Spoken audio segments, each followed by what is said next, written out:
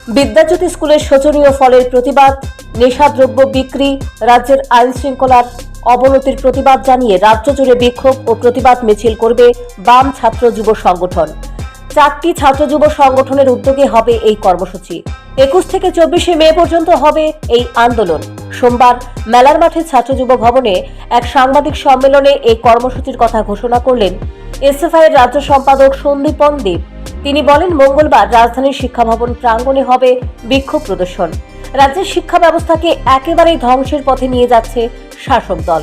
বিদ্যাজ্যোতি স্কুলের পড়াশোনা কতটা হয়েছে তা মাধ্যমিক এবং উচ্চ মাধ্যমিকের ফলাফল থেকেই পরিষ্কার। এরপরেও রাজ্য সরকারের কোনো হেলদোল নেই। যেসব পরীক্ষার্থী শিক্ষা দপ্তরের কারণে খারাপ ফল করেছেন তাদের ভবিষ্যৎ একেবারেই অনিশ্চিত। এই পরিস্থিতিতে রাজ্যের সকল শিক্ষানুরাগীদের মাঠে নেমে প্রতিবাদে মুখর হবার আহ্বান জানিয়েছেন তিনি।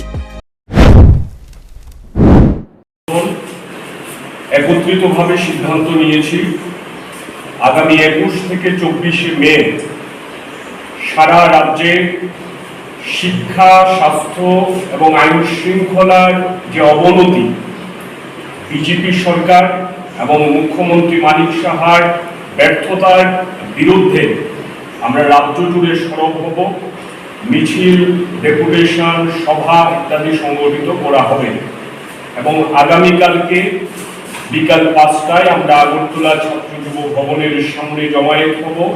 আগরতলা শহরে আমরা মিছিল ও সভা। সাংবাদিক সম্মেলনে ডিওয়াইএফআই এর রাজ্য সম্পাদক নবারুণ দেব বলেন, রাজ্যের কোথাও আইন শৃঙ্খলা বলতে কিছুই নেই। চুরি, ছিনতাই, শ্লীলতা, হানি, ধর্ষণ, খুন ইত্যাদি একের পর এক ঘটে চলেছে। রাজ্যে সরকার থাকলেও এইসব অসামাজিক কাজকর্ম চলেই যাচ্ছে।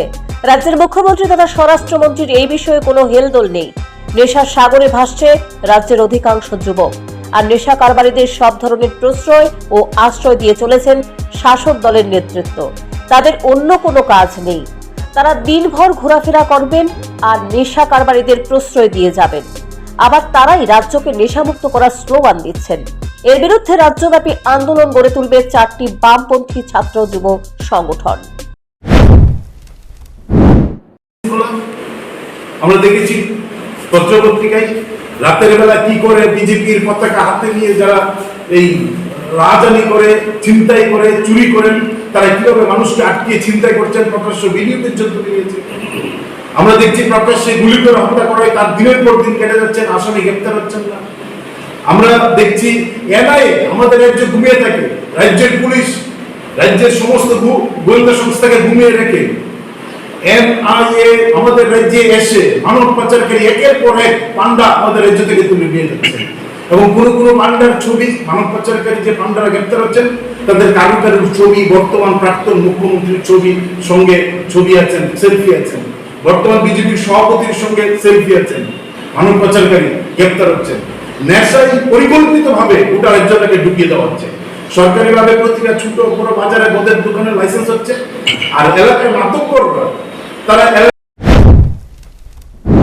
সাংবাদিক সম্মেলনে টিএসইউ এবং টিওয়াইএফ এর নেতৃত্ব উপস্থিত ছিলেন। সামনেই রাজ্যের পঞ্চায়েত নির্বাচন। এই নির্বাচনকে সামনে রেখে বামেরা রাজ্যের বুকে ঘুরে দাঁড়াতে চাইছে। হারানো শক্তিকে পুনরুদ্ধার করতেই রাজ্য জুড়ে আন্দোলনের প্রস্তুতি। Bureau report, news prime Tripura.